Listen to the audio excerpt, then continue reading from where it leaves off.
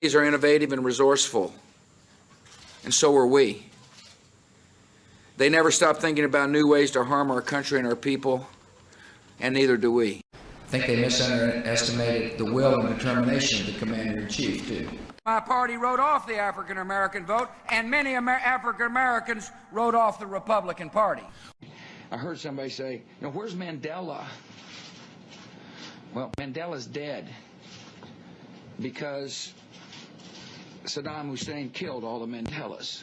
The name of George W. Bush. Among self-identified Democrats, those very favorable and somewhat favorable numbers add up to 51%. He was not president in 1903. It was not that long ago. Majority approval amongst Democrats. That right now, today, when he left office, when George Bush left office, 6% of Democrats said that he was, at least not the worst president ever. Now 51% have a favorable or very favorable view of George Bush. 51% of Democrats.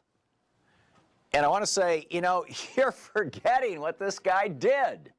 At least some of them, it turns out that you can start an illegal war based on lies, kill 1 million people as a result of that war, try to rob Social Security and turn the money over to your Wall Street friends, and not to mention assume the office of president under false pretenses after you've lost fair and square. You can do all these things but still earn the affection of a majority of Democrats in this country just by saying mean things about somebody they and you both happen to dislike. I am, of course, speaking about former President George W. Bush, who at his heyday had popularity ratings of, I believe, about 28% or so, and yet is now much more popular with Democrats than he was a while back with the entire population of the United States of America. A recent poll showed that 51% of adults who identify as Democrats have a favorable opinion of the ex-president war criminal, compared with 42% who viewed him unfavorably. Huge, the economic impact of his tax cuts, his attempt to privatize some of the massive social programs, the botched response to Katrina, the Iraq War perhaps, the killing of civilians abroad, torture and all of that. I mean, the number of different things that should disqualify him from ever being seen favorably by an American could go on and on and on. We could do multiple programs just on that. George W. Bush, who was a disastrous president, crushed the economy, started the Iraq War on completely false pretenses, was a total neoliberal war hawk. Even he, who I disagree with so vehemently, would never have stooped to this level. So I always try to couch it to make sure that I'm not saying Bush wasn't that bad. I'm saying it's amazing that even someone as bad as Bush wouldn't have thought of doing this thing that Trump did. George W. Bush left office. He only had a 22% approval rating. That's the lowest in the history of the US presidency during the time when we were doing approval rating polls. So let me explain. When George W. Bush left office, you remember what his approval rating was? Oh yeah, 26%. Yeah. Right now, even in this poll, Donald Trump's at 37%. In another poll, I saw Trump at 44%.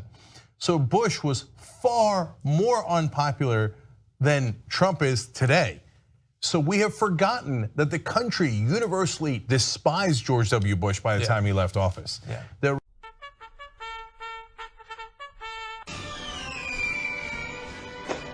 George Bush has caught Richard Milhouse Nixon. He's caught him. 24%, the lowest approval rating ever. Congratulations. And also, the approval rating Richard Nixon had the day he resigned. The day he resigned. War was a debacle of literally historic proportions. Hundreds of thousands of civilians lost their lives. It led to the creation of ISIS. It created chaos in the Middle East, let alone all the guys we lost, over 5,000 and then 50,000 injured, let alone the trillions of dollars we lost. And then there was the economic crash. When he left office, Democrats had him polling at among Democrats, 7%.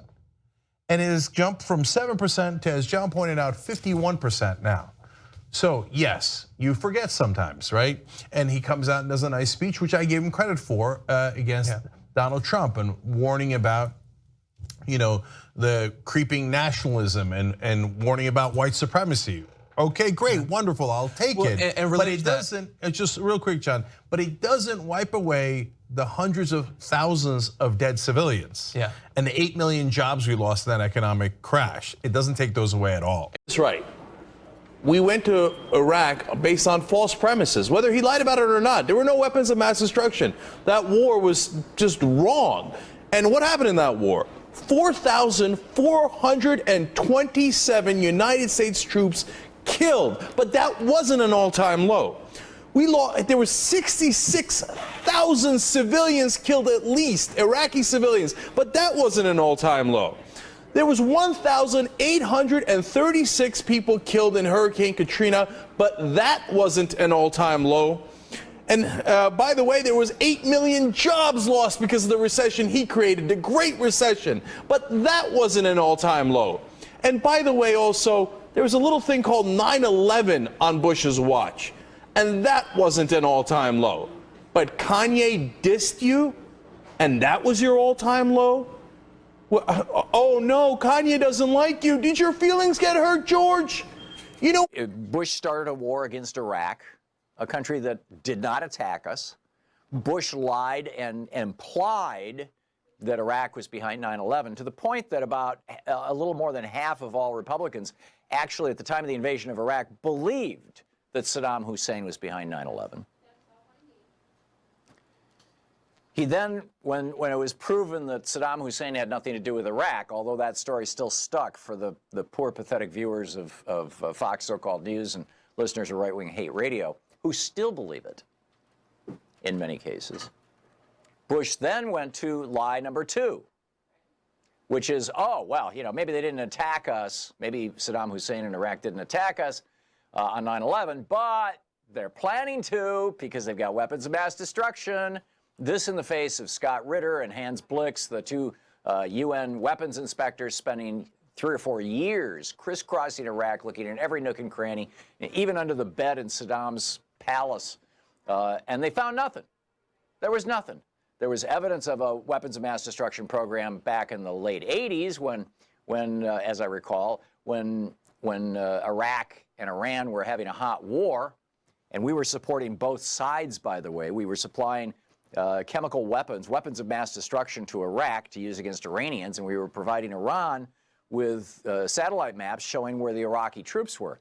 And so about 1 million soldiers on both sides were killed, and we thought that was, like some kind of good policy, right? Here is now a total and utter pass to George W. Bush, who should be in a prison cell somewhere until he dies. I mean, this is a guy who waged an offensive war against a country that didn't attack us. We learned, hey, Saddam didn't do 9/11.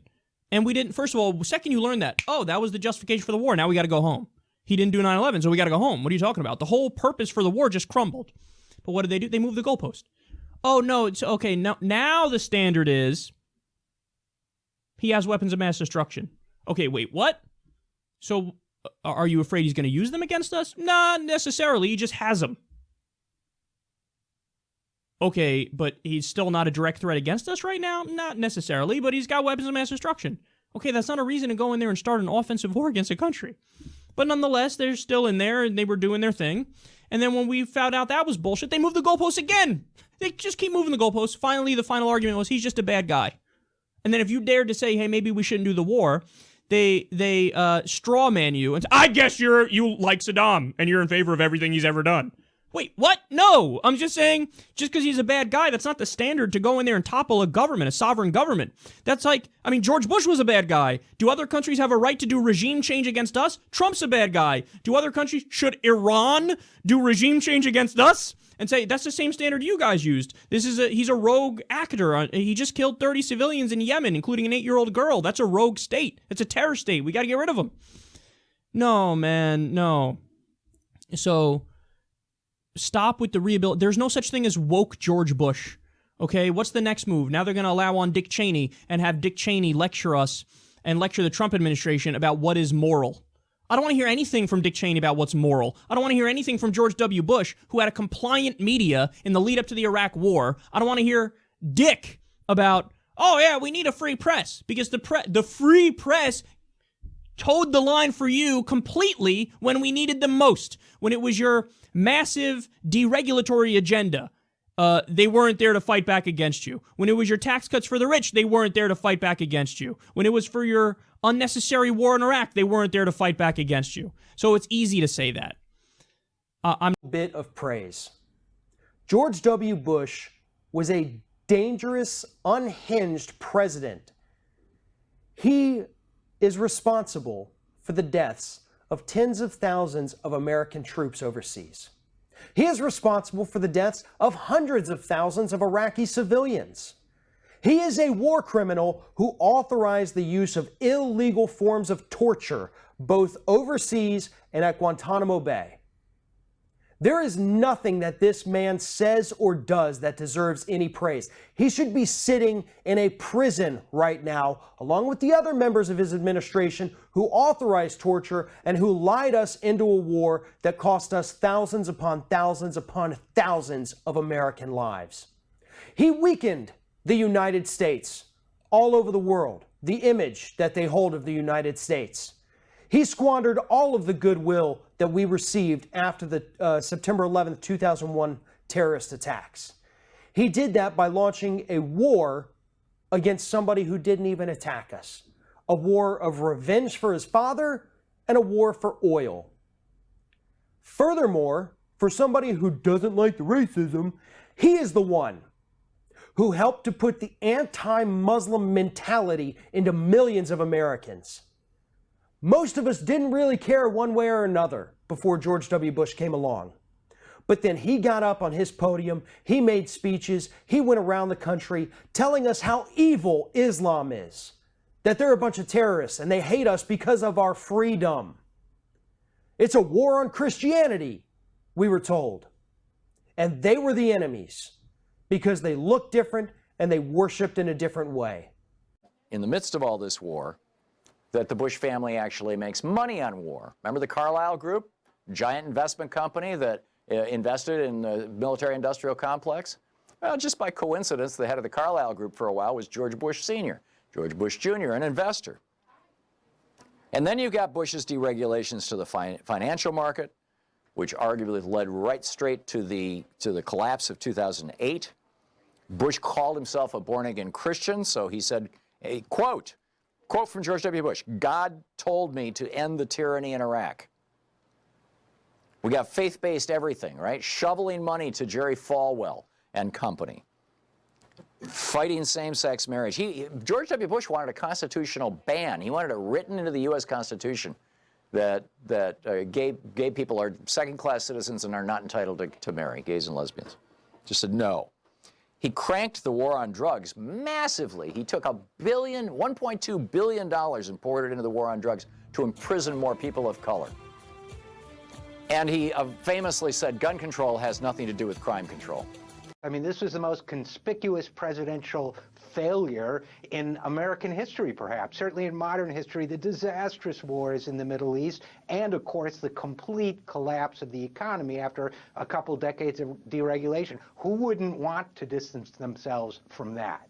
Jeb Bush got wrong, because getting wrong is what the Bushes do best. Okay, here's what Jeb Bush got wrong about that. Number one, and perhaps most importantly, we withdrew from Iraq because the Iraqi government insisted upon it. We did not get an okay to stay. Look, I had this complaint about Democrats when they were all saying that Obama got us out of Iraq. Iraq wanted us out. They required us to leave. And so we left. Otherwise, trying to complete. He's a guy who says, you know why Jeb Bush thinks that we have ISIS? Because the president hasn't been tough enough. We have ISIS because his brother invaded Iraq and because they so incompetently managed the occupation. So this is how off base this guy is, and he's got advisors who are just as screwy about it as he is. How do you think this is going to end up? It's going to end up as bad or worse as what we got with his brother. It's his heart. He had this tweet. My most bitter disappointment is the declining cultural cachet of Republican administrations. Now, I'm not even sure what that means, the cultural cachet. Like there was something really, I guess, like important about the last Republican administration. They had like suits and they looked super severe and there was a lot of cachet. Lest we forget, they're not cool anymore? Lest we forget, this was in our lifetime, semicolon. And it's a picture of Colin Powell, Dick Cheney, George W. Bush, Condoleezza Rice, George Tenet, Donald Rumsfeld, and Andy Card. All of whom could probably in some measure or another be tried on war crimes, ranging from their involvement and their unshackling of the regulations that were to prevent the torture that took place under their administration, the spying, the illegal spying on Americans that took place under their administration, the lying to the American public, the war of choice, which violated all sorts of international laws. But in any case, back to George Bush. He violated Article 2 of the UN Charter, which says that no country can invade another country without permission of the United Nations or if they haven't been attacked, or unless they've been attacked. In other words, Article 2, Paragraph 4 prohibits preemptive strikes. Bush did a preemptive strike against Iraq. Fast forward to the days and weeks after 9/11. On October 14th, 2001, a senior Taliban leader, Deputy Prime Minister Haji Abdul Kabir, sent an official offer to Washington, saying that the Taliban would be willing to hand over Osama bin Laden to a third-party country if the U.S. stopped bombing Afghanistan. Kabir said, if America were to step back from the current policy, then we could negotiate. Then we could discuss which third country. But Bush, the same man who just months earlier had handed over a small fortune to the Taliban government to get them to stop the opium, rejected this latest offer of cooperation. Instead, he took up a scorched earth policy and bombed Afghanistan back to the Stone Age. Bush's decision to invade Afghanistan has cost our country over $713 billion just since 2001. And that number is rising by the millisecond, as you can see at the bottom of your screen. In fact, every hour, the war in Afghanistan is costing we the people, us, you and me, another $10.17 million. The Taliban offered to hand over bin Laden on a silver platter, but we said no. And now it's cost us hundreds of billions of dollars. It wasn't until we got hit, the incompetence of Bush and Cheney brought us to a whole new level of security in this country. Now we're listening to people's phone calls. Now we have a big fight over the Fourth Amendment. Now we have a very intrusive Patriot Act that we've had to debate over and over again. Now we've spent millions upon millions and billions of dollars when it comes to security. Now we're feeling people up in airports. And oh, by the way, a few of those things. First and foremost, George W. Bush stole the 2000 election with help from Jeb Bush. Jeb purged 50,000 voters from the Florida voting rolls, which would have been more than enough votes to secure the election for Al Gore and avoid the entire recall fiasco. He pulled America out of the Kyoto Protocol, which would have set high standards for carbon emission reductions. He withdrew from the 1972 Anti-Ballistic Missile Treaty. He ignored warnings about Osama bin Laden. He turned the world against us after the global support we had following 9/11 by invading Iraq instead of hunting for al-Qaeda in Afghanistan. He ignored the United Nations. He made Colin Powell present false evidence to the UN to support an Iraq invasion. He sent troops to war with unfit and insufficient gear. He enabled war profiteers like Halliburton, created several federal budget crises. He cut Pell Grants for low-income college students. He packed the courts with right-wing ideologues, and of course, he let the city of New Orleans drown after Hurricane Katrina. That this man, George W. Bush, is by definition a war criminal, as was his entire administration, and yet none of them were ever held accountable for it. George W. Bush authorized torture of detainees. They rounded up people, even ones they knew were not involved in any kind of terrorist activities ever. They just cast such a wide net scooped up as many people as possible, threw them in CIA black sites or at Abu Ghraib or down in Gitmo so they could torture them, so they could demean them and hold them for years without any kind of due process whatsoever. And this is the man that the National Constitution Center decided to give the Liberty Medal to.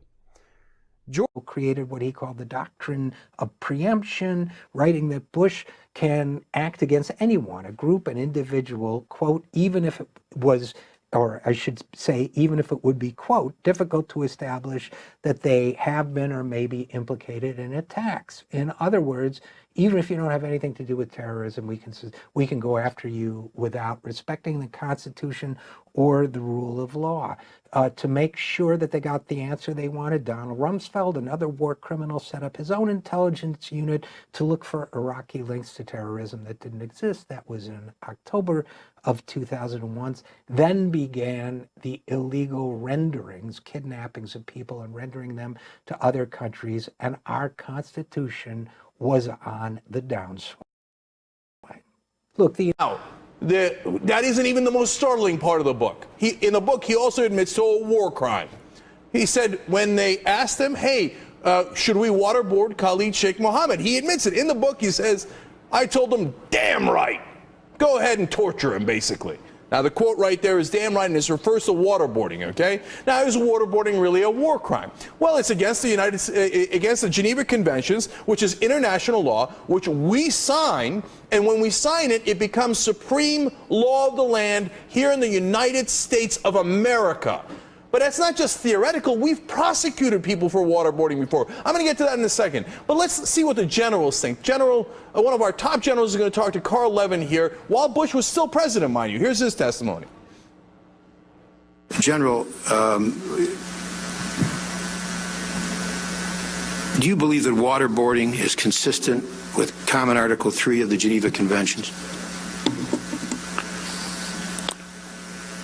No, sir, I don't. Do you believe it's humane?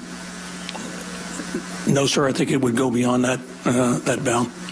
Well, he's not alone in thinking that, because here are the prosecutions we've done for waterboarding in this country. After the Spanish-American War, U.S. soldiers were court-martialed. After World War II, Japanese soldiers were convicted for waterboarding, a violation of our laws. And in 1983, a Texas sheriff was sentenced to 10 years in prison for waterboarding.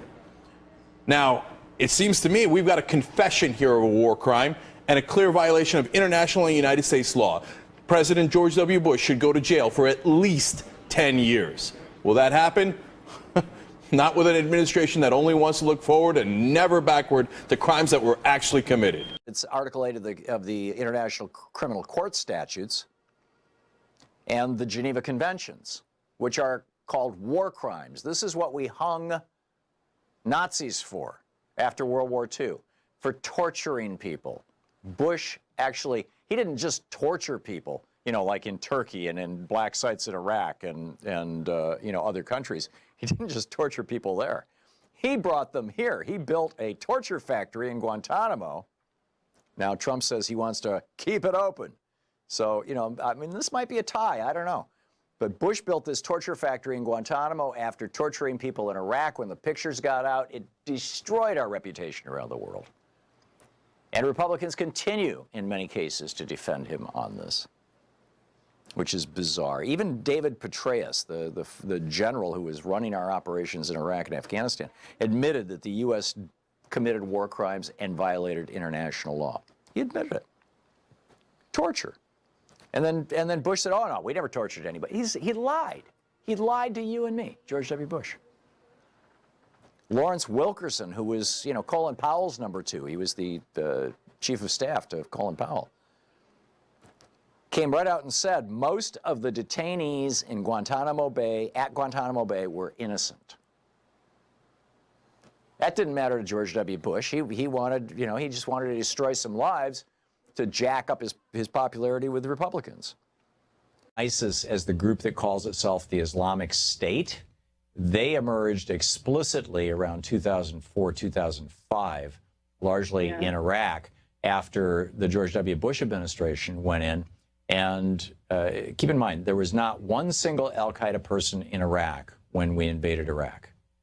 But because Paul Bremer and Donald Rumsfeld principally, and Cheney and Bush apparently, but apparently this was Bremer and Rumsfeld and Wolfowitz, this group of libertarians, and they believed that if you got government out of the way, you would have a wonderful society. And more than half of the GDP of Iraq was government-owned industries. You had government-owned, tire factories, government-owned steel factories, government-owned cement factories, government-owned businesses. And you had to be a member of the Ba'ath Party in order to get a job, which was the non-secular, non-religious socialist party that Saddam Hussein ran. And so just a couple of weeks into the war, after the war was successful, after we took down, because the war only lasted a couple of weeks, and then the occupation began. And when the occupation began, Bush sent L. Paul Bremer over to Iraq, and they shut down all of these government-owned businesses, fired everybody. They shut down the Iraqi army, which was 500,000 men, and it was the largest employer in Iraq. And you had to be, again, a Ba'athist Party member to be in the army. They shut that down, and they did something called de-Ba'athification. In other words, they said if you're a Ba'ath Party member, which was all Sunnis, and which ran from the intelligentsia and the professional military, people working in hospitals, all the way down to the street sweepers. If you're a Ba'ath Party member or ever have been, you may not be employed again. And so, and we're shutting down these government industries, or you may not come back into the Iraqi army. And so the consequence of this was you had millions of men, young men, who were suddenly unemployed, who had weapons abound, and were seriously PO'd. And they cut all the government programs. Saddam Hussein had a program that was similar to our Social Security that took care of people in old age. It was a fairly generous program. We did away with that. Saddam had a program that was the equivalent of food stamps, the subsidized food for people of low income. We did away with that. Saddam had a program of national health care. We did away with that. Saddam had a program of free public education, including college. We did away with that. And the theory was, when we did away with all of this stuff, that now Iraq is a clean slate and the libertarian experiment can proceed, and government and corporations and billionaires from all over the world are going to flood into Iraq, or indigenous Iraqis will emerge who will create a flourishing new economy, and we will prove that libertarian ideology is right. And instead what happened was chaos. And out of that chaos came Al-Qaeda. And then out of the Al-Qaeda group, Al-Qaeda came in, but a lot of these Sunnis just said, okay, screw that. I'm with Al-Qaeda now because I'm no longer with Saddam Hussein, or I just no longer have a job. And then Al-Qaeda, you had these internal divisions in Al-Qaeda, and one of them was Anbar al-Awlaki, as I recall. And he started what became ISIL, the Islamic State in the Levant, or the Islamic State originally it was called the Islamic State in Iraq and Syria, in 2005, with the explicit name. In 2006, they started becoming a real force. And by 2008, they were, they had a presence in 4 countries. So, and this was all before Obama came along. So, Trump and the Republicans are engaging in some radical revisionist history. There would be no ISIL unless if George W. Bush had not lied us into the war in Iraq. It's just that simple. George W. Bush created ISIS. President Bush got a daily briefing in August entitled "Bin Laden Determined to Strike in the U.S." and did nothing about it. Bush did not keep us safe. We got hit on his watch. We got hit on Cheney's watch. Who was the president on September 11th, 2001? What was the presidential daily briefing of August 6, 2001, when counterintelligence agencies had briefed the president telling him that terrorists were going to hijack commercial planes and they wanted to fly them into buildings? What did Bush do? He went back to Crawford, Texas, where he got that briefing and continued to chop wood. What George Bush said when the CIA gave him a memo while he was on vacation as usual in Crawford, saying, we're going to get attacked by Al-Qaeda in Washington and New York. He said, quote, all right, you've covered your ass now. And he went back on vacation. And then we lost all those people on 9/11. But that wasn't the all-time low. Kanye dissed them today and is reminded about the utter failures of the Bush administration leading up to the attacks. As a new op-ed published today in the New York Times uncovers, the Bush administration was repeatedly warned in the months leading up to the attack that terrorists were operating in America and determined to carry out an attack. We all know the infamous memo Bush received titled "Bin Laden Determined to Strike in U.S." on August 6th, the month before 9/11. What we didn't know about was the slew of other memos the Bush received in the months before. Like the August 6th memo, all went largely ignored. As journalist Kurt Eichenwald uncovered in that New York Times op-ed, as early as May of 2001, the CIA was warning Bush of a coming attack. On May 1st, the CIA warned the White House there was a terrorist group presently in the United States. On June 22nd, Bush was warned that al-Qaeda attacks could be imminent. But the White House did nothing. Why? Well, as Eichenwald points out, it's because Bush and his team of neocons in the White House were functionally delusional. Rather than taking the threat seriously, they all argued that bin Laden was just bluffing to distract America from the real threat, Saddam Hussein. As Eichenwald writes, an intelligence official and a member of the Bush administration both told me in interviews that the neoconservative leaders who had recently assumed power at the Pentagon were warning the White House that the CIA had been fooled. According to this theory, bin Laden was merely pretending to be planning an attack to distract the administration from Saddam Hussein, whom the neoconservatives saw as a greater threat. That prompted the CIA to write a new memo to Bush under the title, "The U.S. is not the target of a disinformation campaign by Osama bin Laden." That same day, the administration learned that a near-term attack could have, quote, dramatic consequences, end quote. A few days later, on July 1st, Bush was told the operation was delayed, but, quote, will occur soon, end quote. On July 9th, counterterrorism officials had a meeting where they openly talked about asking for a transfer so they wouldn't be blamed for the coming attack. Again, on July 24th, Bush was warned the attacks were still being planned. Then came the August 6th memo, bin Laden determined to strike in U.S. Ignoring all these warnings and believing they were part of a disinformation campaign staged by Saddam Hussein displays not just total incompetence on the part of the Bush administration, but also downright negligence. Negligence that Americans paid dearly for and continue to pay dearly for. Adversity to his own benefit by exploiting 9/11 to conduct the war he'd been preparing for all along. The first major air raid on Iraq, by the way, took place in August before 9/11. Jump on board, be my vice. I'm honored. Don't be honored, fucking say yes. 3,000 innocent people burned to death by those monsters, and yet you object when I refuse to kiss those monsters on the cheek and say pretty please. You answer me this: what terrorist attack would you have let go forward so you wouldn't seem like a mean and nasty fella? Have become public, such as the terror surveillance program that we set up in right after 9/11, or the enhanced interrogation techniques we used on Khalid Sheikh Mohammed, the mastermind of 9/11. In both those cases, we went to great lengths to make certain we'd work closely with the lawyers in the Justice Department to know where the line was. You can go this far and no further, so that we didn't violate any international commitments or obligations.